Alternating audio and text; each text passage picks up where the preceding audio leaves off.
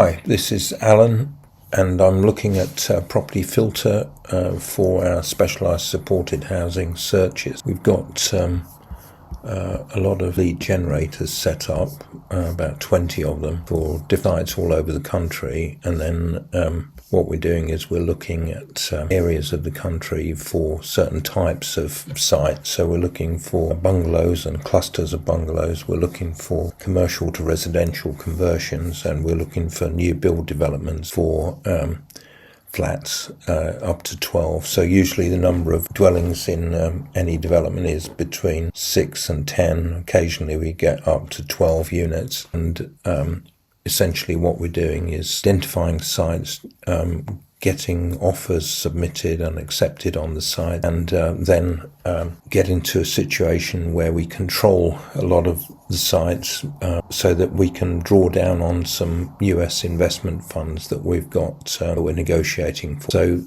we're doing site finding on a large scale, and it's quite tricky because there are different types of sites. Contrast the bungalows and the developments, either a commercial to residential or a new build, or bungalows in a development, so for example up to 9 units. So what we're doing is we're using Claude Adian, which is a recommendation from Property Filter.